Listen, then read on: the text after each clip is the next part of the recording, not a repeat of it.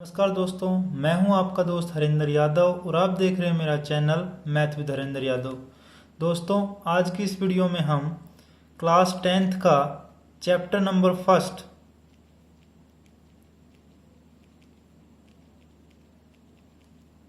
Chapter number 1 जो कि है रियल नंबर, वो हम स्टार्ट करने जा रहे हैं। दोस्तों, आज की इस वीडियो में हम एक्सरसाइज 1.1 करेंगे। तो चलिए दोस्तों, बिना समय गंवाए शुरू करते हैं। दोस्तों, एक्सरसाइज 1.1 का जो पहला क्वेश्चन है वो पढ़ते हैं। वो है using Euclid's division algorithm to find the HCF of first 135 and 225। तो चलिए दोस्तों, देख लेते हैं इसका सॉल्यूशन। दोस्तों, इसका सॉल्यूशन करने से पहले हमें कुछ चीज़ें जाननी होंगी, तो चलिए पहले वो जान लेते हैं। दोस्तों, हमने पढ़ा होगा डिवाइड के बारे में। जो डिवाइड के अंदर आता है वो होता है डिविडेंड। उसके बाद जो डिवाइड के बाहर आता है वो कहलाता है डिवाइजर, और जो उसका रिजल्ट आता है, आंसर आता है, वो कहलाता है कोशेंट। उसके बाद जो नीचे बच जाता है लास्ट में वो कहलाता है रिमाइंडर।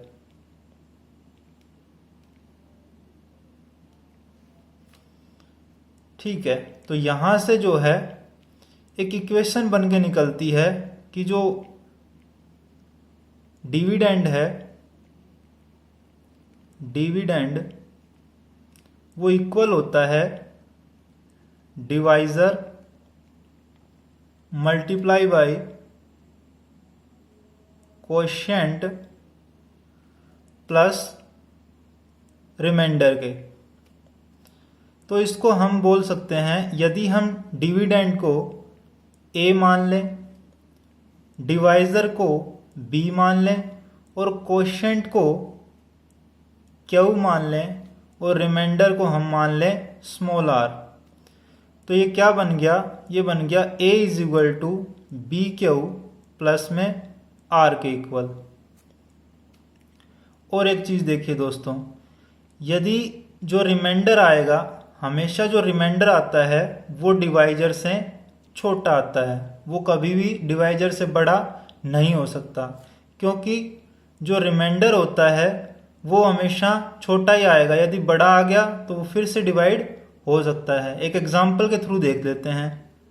देखिए, अंदर जो डिविडेंड है वो है 5 और जो डिवाइजर है वो है 2, तो इसको जो इसका जो क्वोशिएंट आएगा वो आएगा 2, क्योंकि 2 2 जा 4 होता है, और वो आएगा 4।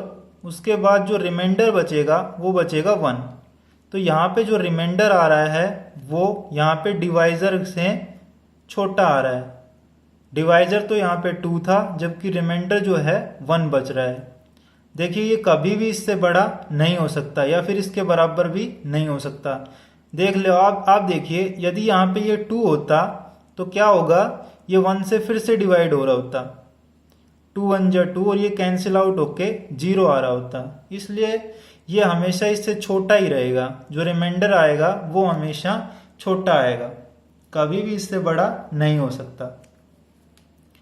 चलिए, तो यहां से हमें पता लगा, एक तो ये a is equal to b q plus में r, और क्या पता लगा? जो r है वो हमेशा छोटा रहेगा किससे? b से, क्योंकि b को हमने यहाँ पे डिवाइजर मानना है। उसके बाद ये r जो है बड़ा और इक्वल रहेगा किसके? 0 के। 0 के इक्वल भी हो सकता है और 0 से बड़ा हो सकता है, लेकिन छोटा रहेगा किससे? b से। चलिए, तो यहां से हमें क्या पता चल रहा है? इसके अंदर एक चीज आई, यूक्लिड्स डिवीजन लेमा।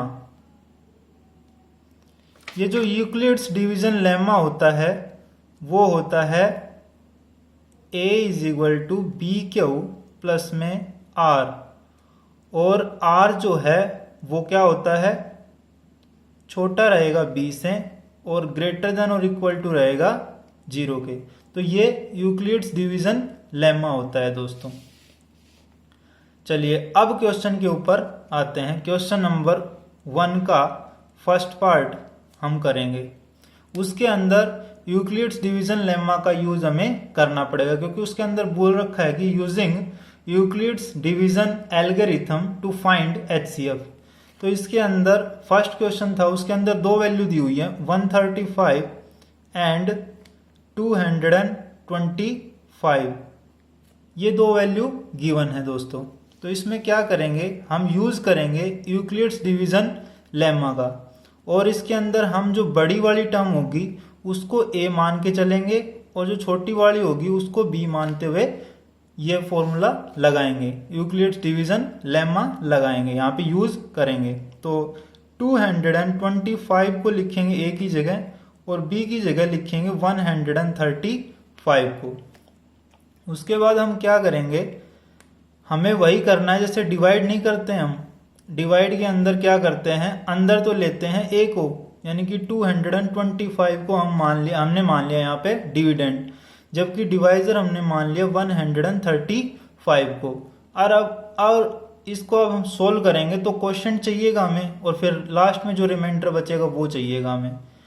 तो यहाँ पे इसका क्या करेंगे, यदि 2 से करें तो ये 2 पे नहीं हो पाएगा, क्योंकि 13 2 26 होता है, बड़ा चला जाएगा, इसलिए 1 पे करेंगे हम इसको। जब इसको 1 पे करेंगे तो 135 हुआ, और रिमाइंडर कितना बचा, रिमाइंडर बच गया इसका 0 और 9, इतना रिमाइंडर बच गया। उसके बाद हम क्या करेंगे, जो हमने b मानना था, यानी कि जिसको हमने डिवाइजर मानना था, उसको हम बना देंगे डिविडेंड, यानी कि 135 इसको ले आएंगे यहाँ पे, और जो रिमाइंडर हमारा बचा उसको हम बना देंगे क्या, उसको हम बना देंगे डिवाइजर, यानी कि 90 आएगा यहाँ पे। उसके बाद फिर से वही प्रोसेस करना है, और इस प्रोसेस को हमें रिपीट करते हुए जाना है जब तक रिमाइंडर 0 नहीं बच जाता।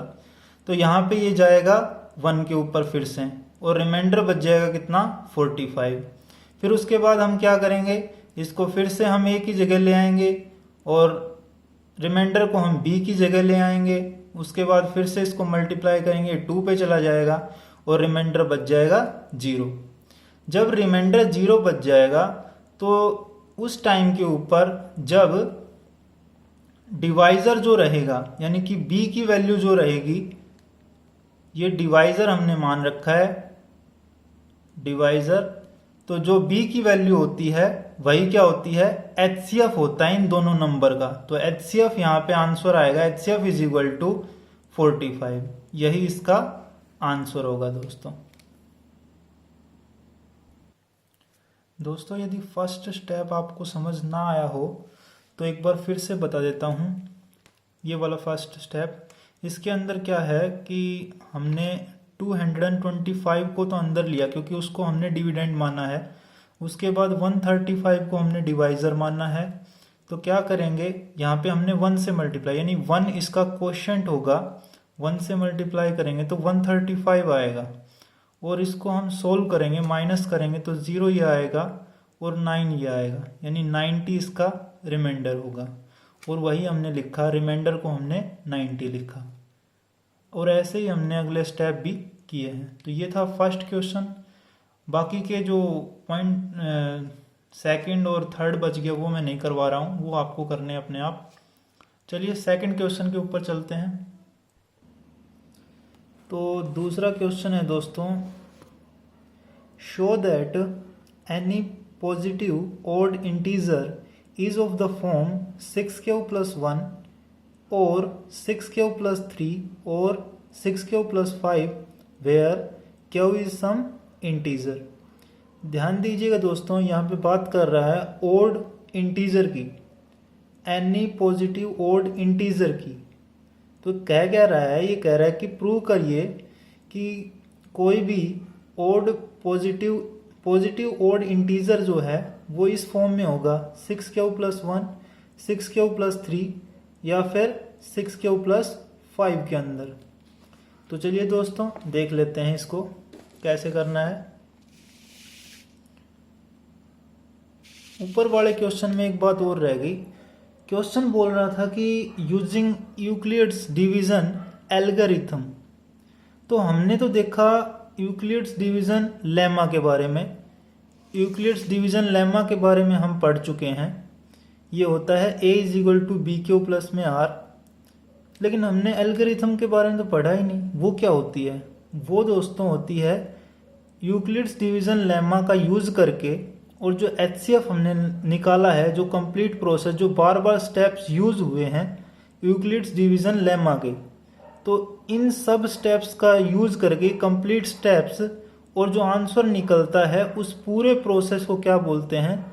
उस पूरे प्रोसेस को बोलते हैं यूक्लिड्स डिवीजन एल्गोरिथम। तो चलिए अब देख लेते हैं सेकंड क्वेश्चन को। सेकंड, तो इसके अंदर सबसे पहले हम क्या करेंगे, लेट कर लेंगे। Let a b any positive integer. a कोई पॉजिटिव इंटीजर है। उसके बाद b को मान लेते हैं हम b = जब हमें प्रूव करना था 6q+1, 6q+3, 6q+5, तो हम यहाँ पे b को क्या मान लेंगे? 6। ठीक है दोस्तों। उसके बाद में क्या करेंगे, यूजिंग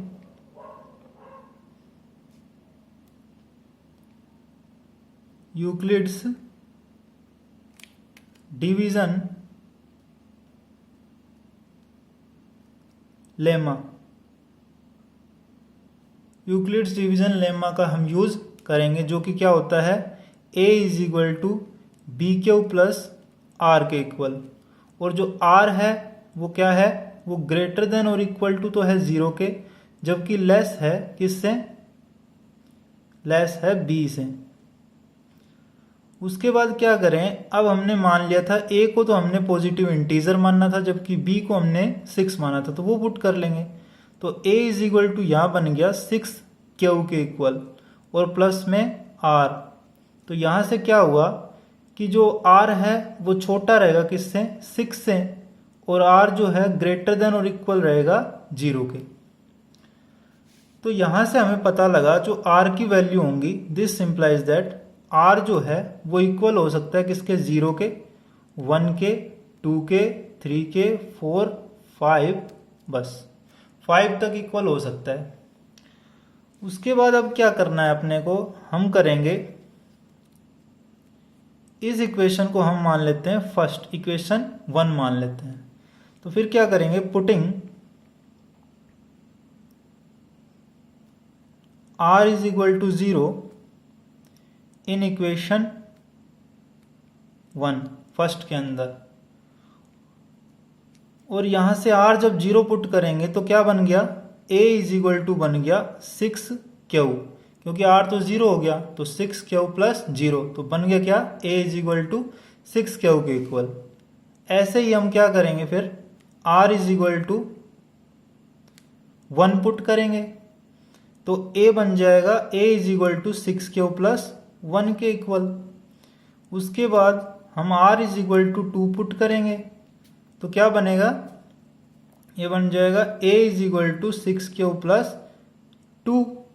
फिर बनेगा r = 3, तो a = 6q + 3 बनेगा। ऐसे ही हम आगे चलेंगे, तो यहाँ से जब पुट करेंगे r = 4, तो a = निकल के आएगा 6q + 4 के इक्वल। और आगे चलें तो r = 5 और बच गया अपना लास्ट, तो a = बन गया 6q + 5 के इक्वल, 5 के इक्वल बन गया। यहां तक हो गया।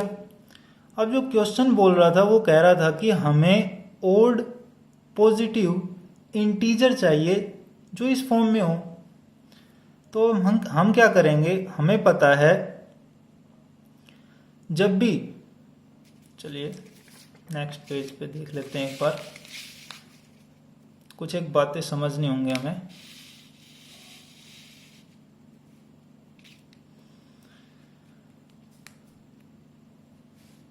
सबसे पहले हमें पता होना चाहिए इवन नंबर्स और ओड नंबर्स का। इवन नंबर क्या होते हैं और ओड नंबर क्या होते हैं। तो ये तो ज़्यादातर लोगों को पता ही होता है कि इवन नंबर वो होते हैं जो 2, 4, 6, 8 यानी कि 2 से डिवाइड हो सकें, और ओड नंबर वो होते हैं जो 1, 3, 5, 7 जो 2 से डिवाइड ना होते हों। चलिए उसके बाद मान लेते हैं हमारे पास कोई भी नंबर है, चाहे वो इवन हो या ओड हो, यानी कि पॉजिटिव इंटीजर है हमारे पास, 1 हो गया, 2 हो गया, 3 हो गया, 4 हो गया। यदि हम उसको मल्टीप्लाई करते हैं इवन नंबर से, जैसे 2 से मल्टीप्लाई किया हमने 1 को, तो क्या निकल के आया रिजल्ट, 2 ही निकल के आया। या फिर 2 को मल्टीप्लाई किया हमने 2 से, तो रिजल्ट क्या आया, 4 निकल के आया। फिर 3 से करके देखेंगे तो 6 रिजल्ट आएगा। यानी कि हम जब भी किसी नंबर को मल्टीप्लाई करते हैं ओड नंबर से, तो रिजल्ट क्या, ओड हो या इवन हो, उसको यदि हम इवन नंबर से मल्टीप्लाई करते हैं तो जो रिजल्ट आता है वो इवन ही आता है। तो यहाँ पे जो फर्स्ट रिजल्ट आया था जब r is equal to 0 put करा था, तो यहाँ पे रिजल्ट निकल के आया था कि a is equal to 6 q के इक्वल। तो हमें नहीं पता क्यू क्या है। क्यू जो है कोई भी पॉजिटिव इंटीजर है, क्यू इज सम इंटीजर, कोई भी इंटीजर है। तो यदि क्यू का वैल्यू कुछ भी हो सकती है, 1 भी हो सकती है, 2 भी हो सकती है, 3 भी, जो भी हो। तो ये क्या है, 6 तो एक इवन नंबर है। जब इवन को मल्टीप्लाई करेंगे उस नंबर के साथ में तो इवन निकल के आएगा। यानी कि जो रिजल्ट है a इज इक्वल टू क्या आया है, इवन आया है। ये क्या है, इवन है।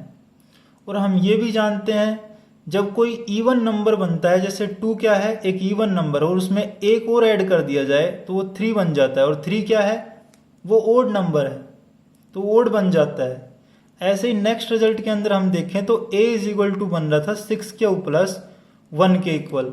यानी कि ये तो क्या था, इवन, और उसमें एक ऐड कर दिया, 1 ऐड कर दिया, तो क्या बन गया, ये बन गया ओड, ये ओड नंबर बन गया।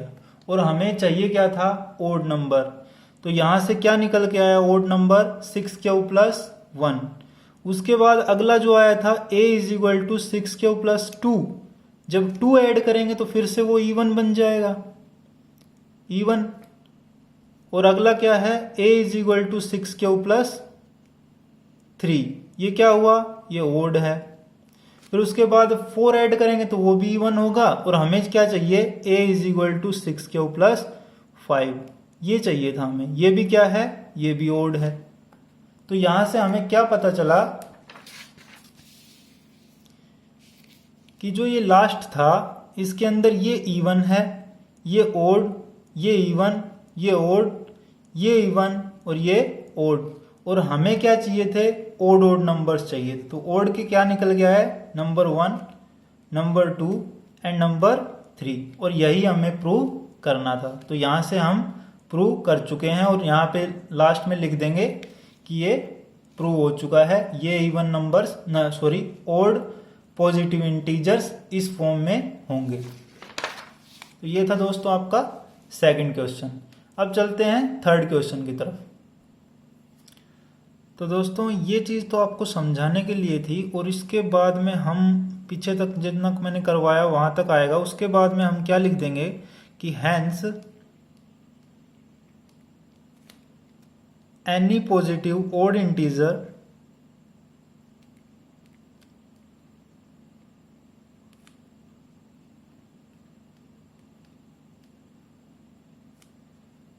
is of the form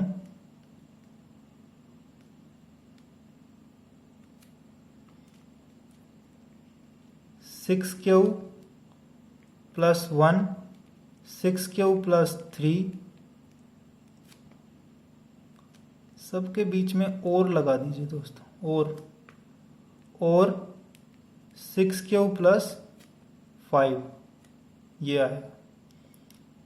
बस यहाँ पे आपका क्वेश्चन फिनिश हुआ। चलिए थर्ड क्वेश्चन के ऊपर चलते हैं। Question number 3। और क्वेश्चन नंबर 3 क्या कह रहा है? An army contingent of 616 members is to march behind an army band of 32 members in a parade. The two groups are to march in same number of columns. What is the maximum number of columns in which they can march? तो दोस्तों question ये कह रहा है कि जो एक army का ग्रुप है जिसके पास 616 मेंबर्स हैं, 616 मेंबर्स हैं। उसके बाद उनके पास एक बैंड है, आर्मी का बैंड है जिसके अंदर मेंबर्स हैं 32 मेंबर्स। और ये इनको दोनों को अरेंज करना है इस तरीके से कि इनका एक मतलब इनको एक परेड में जाना है, तो इनको इनके सेम नंबर ऑफ कॉलम्स बने इस तरह से अरेंज करना है। तो कह रहा है what is the maximum number of column. तो कॉलम्स कितने होंगे, मैक्सिमम नंबर कितने कॉलम्स होंगे वो हमें निकालना है। तो दोस्तों हमें पता है HCF क्या होता है। HCF होगा दोनों के अंदर कोई भी कॉमन चीज जो होती है वो HCF होती है, जो इसको भी डिवाइड कर सके और इसको भी कंप्लीटली डिवाइड कर सके। वो क्या होता है HCF। वो मैक्सिमम नंबर जो इसको भी कंप्लीटली डिवाइड करे और इसको भी कंप्लीटली डिवाइड करे, तो वो नंबर ऑफ कॉलम्स में कन्वर्ट हो जाएंगे। तो यहाँ से हमें क्या करना है, HCF निकालना है दोस्तों। तो चलिए इसका HCF निकाल लेते हैं। जो बड़ा नंबर है उसको A मानेंगे हम, और जो छोटा नंबर है उसको B मानेंगे, और यूज कर देंगे यूक्लिड्स डिवीजन लेमा। तो 616 इज इक्वल टू कितना आएगा, 32 के इक्वल। तो यहां से हमें क्या करना है, डिवाइड करना है। तो 616 को अंदर रखेंगे और बाहर रखेंगे 32। इसको हम रफ के अंदर सोल्व करके देख सकते हैं। तो 32 को हम 1 से करेंगे क्योंकि 2 पे जाएगा नहीं, 64 होता है, तो 32 आएगा। तो रिमाइंडर यहां से बचेगा 9, 2 और 6, ये बच गया। उसके बाद में ये जाएगा कितने पे, 3 9 27, 9 पे जाएगा। और 9 पे करेंगे तो कितना आएगा, 2 18, 8 28, 28 आएगा। और यहाँ से रिमाइंडर बचता है कितना, 8 रिमाइंडर यहाँ से बचता है। तो यहाँ से क्या करेंगे, 19 से मल्टीप्लाई करेंगे और रिमाइंडर बच जाता है कितना, 8। उसके बाद हम क्या करेंगे, इसको बनाएंगे A, यानी 32 को लाएंगे यहाँ और रिमाइंडर को लाएंगे यहाँ पे B की जगह। तो 8 को 4 से करें तो 32 होता है, तो रिमाइंडर कितना बचा, 0। हमें वहां तक इस प्रोसेस को करना है जब तक 0 ना बने रिमाइंडर। तो 0 यहाँ पे बन गया है, तो यहाँ से HCF क्या बनेगा, HCF बन गया 8। तो जो मैक्सिमम नंबर ऑफ कॉलम्स होंगे वो कितने होंगे, वो होंगे 8। तो यहाँ पे इसका जो आंसर आएगा वो आएगा 8 कॉलम्स। 8 कॉलम्स इसका आंसर होगा। तो दोस्तों वीडियो काफ़ी बड़ा हो गया है, इसलिए मैं इसको सेकंड पार्ट के अंदर कन्वर्ट कर दूंगा। इसलिए मैं इसको आज के लिए इतना ही करवाता हूं। तो नेक्स्ट वीडियो में मैं इसका 2 क्वेश्चन और बचे हुए हैं वो उसका सॉल्यूशन दे दूंगा। तो दोस्तों यदि आपको वीडियो पसंद आई हो तो लाइक करें, शेयर करें और सब्सक्राइब करें मेरे चैनल को। Thank you.